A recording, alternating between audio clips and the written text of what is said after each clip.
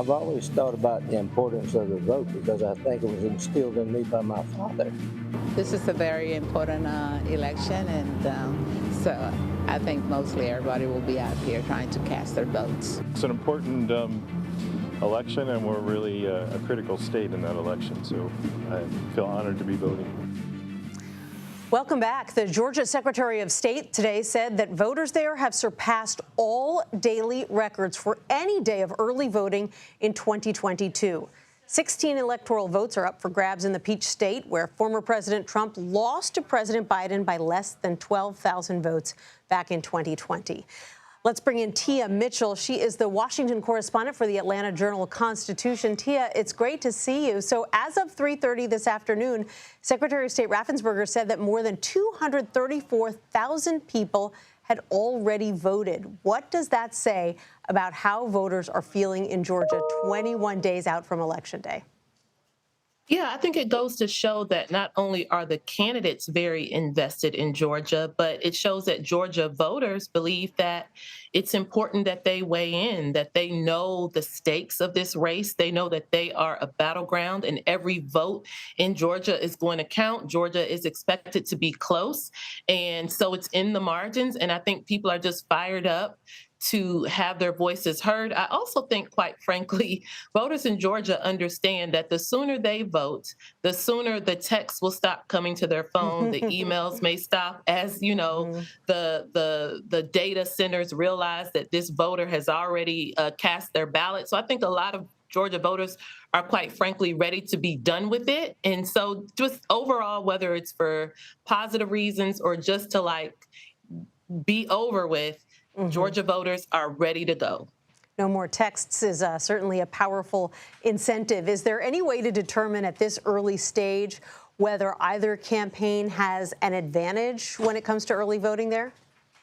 Yeah, I think you would give early voting and voting by mail the advantage to Democrats because, in recent years, former President Donald Trump has continued to send mixed messages about voting early and voting by mail. Sometimes he encourages his supporters to do so and tells them, get your vote in early. But then there are times where he talks about how he doesn't trust that voting early and particularly voting by mail, he doesn't trust that those votes will be properly counted.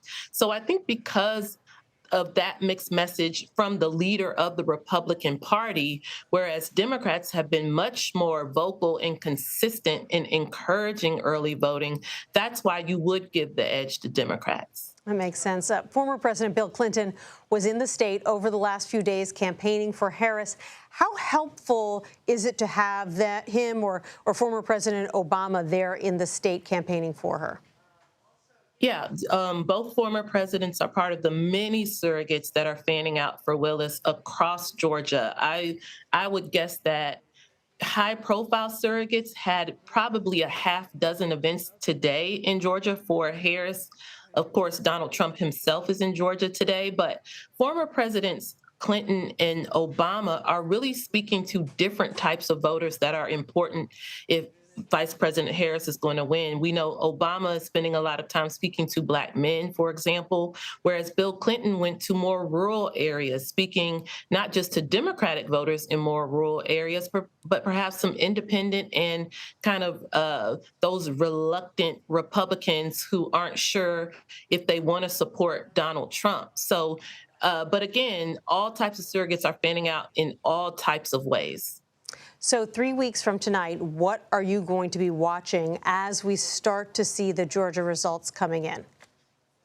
So I think we'll be watching to see what share of the electorate votes early. We expect it's going to be a big share. Georgia has pretty robust early voting. It goes all the way through the end of the month, roughly 2.5 weeks, almost 3 weeks. There will be some weekend early voting. We know the total vote in Georgia is about 5 million. So the question is, again, what percentage of those votes come early versus waiting until Election Day, especially because we do, again, think that Democrats will have an advantage with early voting.